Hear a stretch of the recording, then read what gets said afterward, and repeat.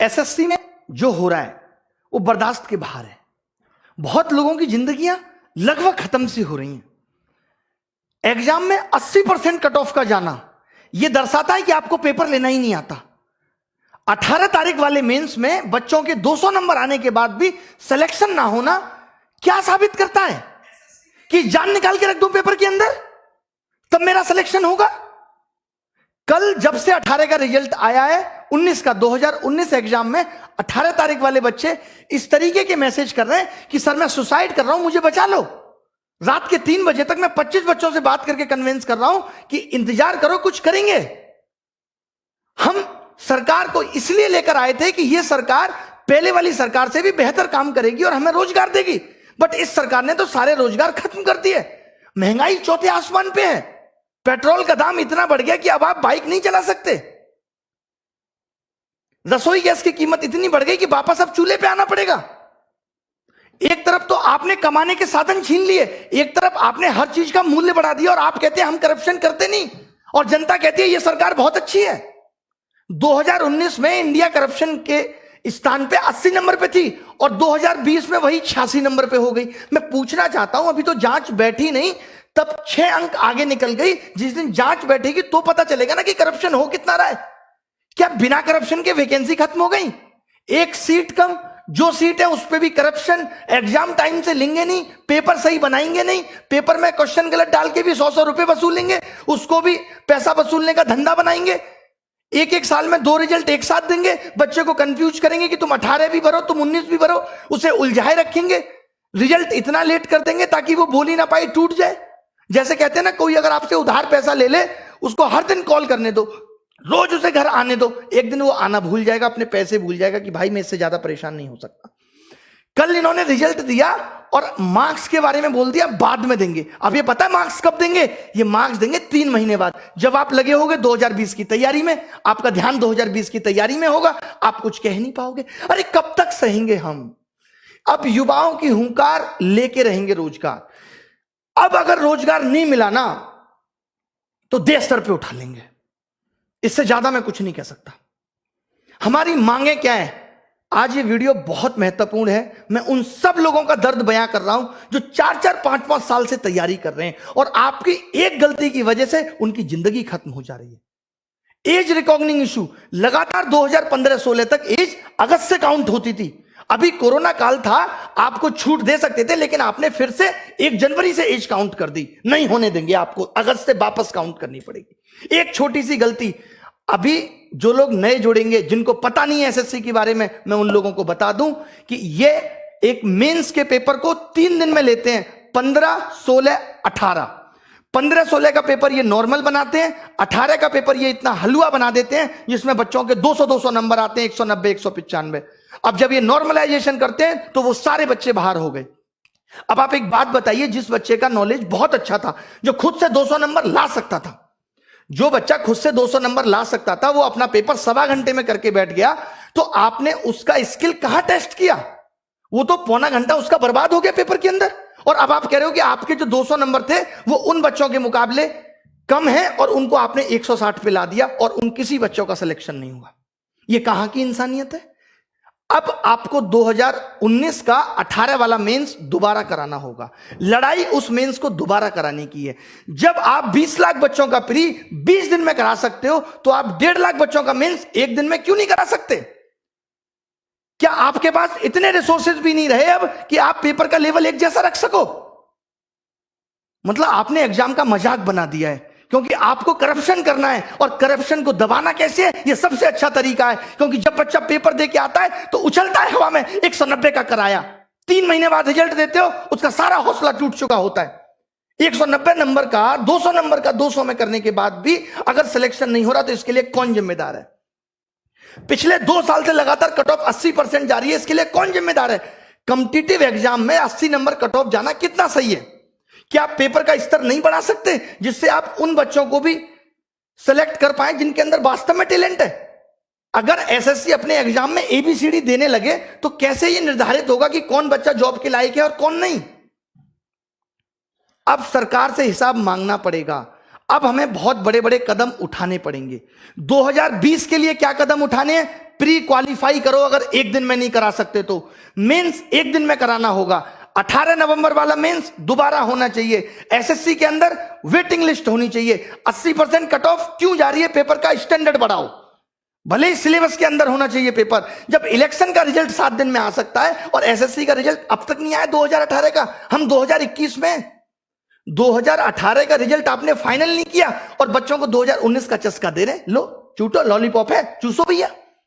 बच्चे को ध्यान ही नहीं है कि उसने 18 भी दिया था, सो गया है वो बच्चा। मोदी जी कहते हैं मैं अभी देश के लिए ऐसा कर रहा हूं, आगे पता चलेगा। डिमोनेटाइजेशन हुआ, आगे पता चलेगा। जैसे एक बाप ये कहे अपने बेटे को रोटी भी ना दे और कहे कि बेटा मैं आगे आने वाली पीढ़ी के लिए कर रहा हूं, आगे आने वाली पीढ़ी के लिए प्रॉपर्टी खरीद रहा हूं। आगे आने वाली पीढ़ी तो जब आएगी जब ये बेटा जिंदा रहेगा। आगे आने वाले लोग तो तब आएंगे जब युवा जिंदा रहेगा, जब हम लोग जिंदा रहेंगे। किसके लिए कर रहे हैं मोदी जी? अब मैंने ये डिसाइड किया है कि 5 दिन के अंदर हम ये हैशटैग चलाएंगे, मोदी _रोजगार_2। 5 दिन के अंदर, यानी आज 25 तारीख को सुबह 11 बजे पहली चीज। और जितनी भी आप देखिए, ये मीडिया जो है पारी हो रही है, ये दिखाती है। ये मीडिया श्वेता का ऑडियो वायरल हो गया, ये दिखाती है। ये मीडिया विनोद दिखाती है। ये मीडिया जोमेटो वाला सोनू दिखाती है। ये मीडिया तैमूर ने किस कलर का कच्छा पहना, ये दिखाती है। इस मीडिया को ये नहीं पता कि युवाओं का दर्द क्या है। अगर मीडिया ने ये टॉपिक नहीं दिखाया, ये अनफेयरनेस नहीं दिखाई, तो आप सबको मेरी कसम है कि सारे मीडिया चैनल्स की वीडियो को जाके रिपोर्ट करो। हम दिखाएंगे कि इनका आईटी सेल हमारी ताकत के सामने कितना तुच्छ है और हम क्या कर सकते हैं। मेरी सब युवाओं से गुजारिश है कि आप सब इनकी वीडियो को जाके डिसलाइक करिए, इनको मजबूर कर दीजिए लाइक डिसलाइक बटन को बंद करने के लिए। इतने कमेंट करिए, इतनी वीडियो इनकी रिपोर्ट करिए, मोदी जी की मन की बात को डिसलाइक करिए। और एक बात जो मैंने पहले भी कही थी, क्योंकि अब यह मुद्दा पूरे देश में फैलना चाहिए, लोगों को पता चलनी चाहिए कि हम किस तरीके से जूझ रहे हैं नौकरी के लिए, कितनी परेशानी हमारे जीवन में है। लोग कह देते हैं सरकार कह रही है ट्विटर ऐप भी बंद हो जाना चाहिए। वाह, कमाल की बात है। मतलब अब इस डेमोक्रेटिक देश में अपनी आवाज उठाना भी दुश्वार हो गया है। आप नहीं कह सकते, आप मर जाइए, आप सुसाइड कर लीजिए, आप जिंदा मत रहिए, बट आप अपनी आवाज नहीं उठा सकते। ये कुछ कुछ मुझे ऐसी बात याद आ रही है, जब मेरी गर्लफ्रेंड से कोई लड़का बात करता था तो मैं उसको नहीं समझा सकता, उस लड़के को जाके कहता था तू उससे बात मत कर। बहुत बढ़िया। अभी एनालिसिस होता था, अब एनालिसिस पे आईबी ने यह कह दिया कि अब एनालिसिस नहीं होना चाहिए, आप एनालिसिस रोक देंगे और जो बच्चा घर घर जाके बताएगा, इससे आपको पता है क्या होगा, अब एनालिसिस भी बिकने लगेगा दूसरी एप्स पे, कि लोग अब एनालिसिस खरीदेंगे, यूट्यूब पे नहीं आएगा और आपको पता नहीं चलेगा। आपको क्या करना चाहिए था कि हर पेपर का हम लेबल बदल देंगे, करो एनालिसिस, कितना करोगे आप, अच्छा कुछ नहीं कर सकते। मतलब सरकार ने जॉब देने को इतना फॉर ग्रांटेड ले लिया है कि इससे उनको कोई मतलब नहीं है किसी की जॉब लगे किसी की नहीं। जब इस देश में चुनाव दोबारा हो सकता है तो 2019 का 18 नवंबर वाला पेपर भी दोबारा हो सकता है, और क्यों ना हो। आपने ऐसा पेपर क्यों बनाया कि बच्चे के 200 नंबर आए, और जब बच्चे के 200 नंबर आए तो आपने उसे क्यों बाहर कर दिया, किस बेसिस पे आपने उसे बाहर कर दिया, हमें इसका जवाब चाहिए। अब रिफॉर्म्स होके रहेंगे। जितने भी सोशल मीडिया के इन्फ्लुएंसर हैं, जितने भी हैं, मैं एक एक का क्या नाम लूं, मेरी इन सबसे गुजारिश है कि हमारा साथ दीजिए इसमें। जितने भी बड़े बड़े टीचर हैं जिनको लोग बहुत जानते हैं, उन सबसे मेरी गुजारिश है कि आप वीडियो बनाएं। मैं स्पेशली नाम लेता हूं यहां पे लोगों का, ताकि वो लोग वीडियो बनाएं।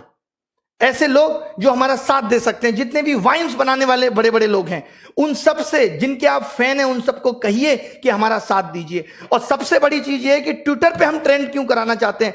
ट्रेंड तो ट्विटर पे एक दिन में खत्म हो जाएगा, कोई निष्कर्ष बहुत बड़ा नहीं निकलेगा। हम ये चाहते हैं कि इतनी ये बात फैल जाए, हम इतने इनके वीडियो डिसलाइक कर दें, इतनी बुरी तरीके से हम मीडिया चैनल को बॉयकॉट कर दें, इतनी बुरी तरीके से हम इनकी मन की बात को बॉयकॉट कर दें कि ये मजबूर हो जाएं कि हमसे बात करें। और जब ये बात करेंगे तो हम ये अपने 5 मुद्दे बताएंगे। बहुत बड़े मुद्दे नहीं है ये, बहुत बड़े मुद्दे नहीं है कि वेटिंग लिस्ट हो, as recognising issue sort out हो, 18 नवंबर मेंस फिर से हो, और 2020 में मेंस एक दिन में हो, और प्री क्वालिफाई करो।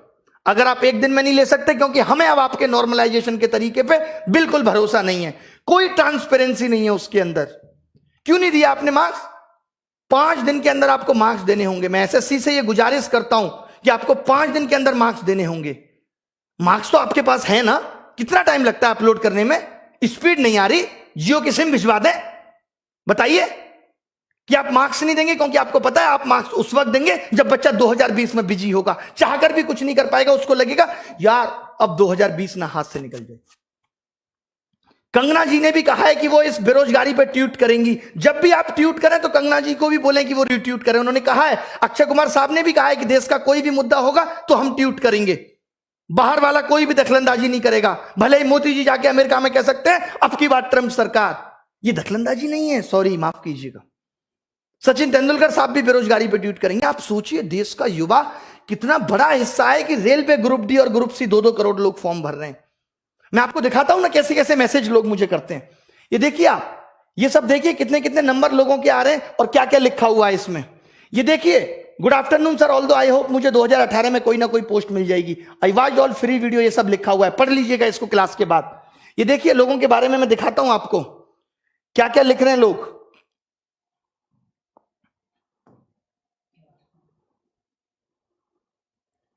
ये सब आप पढ़ लीजिएगा। ये देखिए, मेरा 481 रॉय स्कोर, एससी कैटेगरी में सिलेक्शन नहीं हुआ। इसको देखिए, सर मैं सुसाइड की सोच रहा हूं, बचा सकते हो तो बचा लो।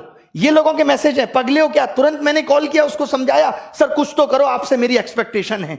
लोग इस तरीके के मैसेज कल से ही रिजल्ट आने के बाद कर रहे हैं। ऐसे तमाम मैसेज हैं कि मेरे 535 नंबर थे बट अब लग रहा है जॉब नहीं मिलेगी। इतना निराश हो चुका है युवा, यार इस दर्द को हम भी नहीं बर्दाश्त कर पाएंगे, हम खुद मर जाएंगे।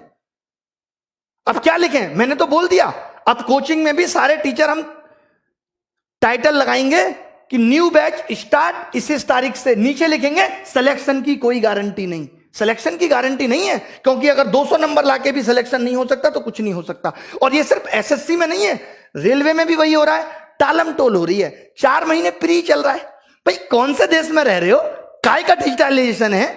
कौन सी इंडिया डिजिटल हो गई कि 5 महीने में प्री का एग्जाम हो रहा है और उसके बाद 2 महीने मेंस चलेगा? ये सब गधा बनाने की चीजें हैं। लास्ट में हो जाएगा कि 5000 लोगों को नौकरी मिली। ये सबका मन बहलाया जा रहा है, इससे ज्यादा कुछ नहीं है। रेलवे में भी इससे ज्यादा कुछ नहीं है, बैंक में भी इससे ज्यादा कुछ नहीं है, सब जगह बेवकूफ बनाया जा रहा है, नथिंग एल्स। तो मेरी उन गुरुजनों से भी रिक्वेस्ट है जो रेलवे का पढ़ाते हैं, उनसे भी रिक्वेस्ट है जो बैंक का पढ़ाते हैं, कि कम से कम आप भी इस पे वीडियो बनाएं कि मोदी _ रोजगार _ 2। मोदी को हमने जी भी नहीं लगाया, बहुत हुआ सम्मान, बहुत हुआ सम्मान। अब मांगे आपको समझ में आ गई होंगी। अगर आप अपना भला सोचते हो तो मेरी गुजारिश है कि इस वीडियो को मोदी जी तक पहुंचाओ। और अब बात तभी बनेगी जब सरकार बात करेगी। हमें सिर्फ बात चाहिए, इसके अलावा कुछ नहीं। हमें बात करके बताओ, इतनी ट्रांसपेरेंसी बताओ। कॉन्ट्रैक्ट बेस्ड जॉब खत्म होनी चाहिए। जो आपने 10-10 हजार पे लड़के रख रखे हैं, आपको मालूम है जो 10 हजार पे भी सरकार लड़का रखती है 12 हजार पे, उसमें 12 हजार ठेकेदार भी कमीशन खाता है और ऊपर तक कमीशन जाता है। यानी वो एक लड़का भी सरकार को 35 हजार में पड़ता है जो अपनी कोई रेस्पॉन्सिबिलिटी नहीं निभाता। और जो बंदा यहां से पढ़ के पहुंचेगा, जिसको नॉलेज है, उसको सरकार नहीं रखेगी। हम कह रहे हैं उसको 35 हजार दे दो, आप उसको 35 दे दो, वो खुश है। 4-4 साल से बच्चे तैयारी कर रहे हैं, 5-5 साल से बच्चे तैयारी कर रहे हैं। माँ बाप भी कब तक इंतजार करे? कुछ तो रहम करो साहब, कुछ तो रहम करो उन बच्चों पे। मैं तो बहुत हिम्मत समझता हूं बच्चों की। निकल लिए होते हम तो, कहीं रेडी लगा रहे होते, रिक्शा चला रहे होते, अगर हमारी स्थिति ये होती तो। कैसे आप बर्दाश्त कर रहे हो? कैसे उस घुटन में जी रहे हो? कितना मजबूर करोगे भाई? कहते हैं ना मोदी जी, एक बात ध्यान से समझना, किसी को उतना ही जलाओ कि वो आग आपको ना जला दे। जब एक रबड़ को खींचते हैं ना तो थोड़ी देर दर्द होता है, फिर वो टूट जाती है, वो तार अलग हो जाता है। इतना मत झुकाओ किसी को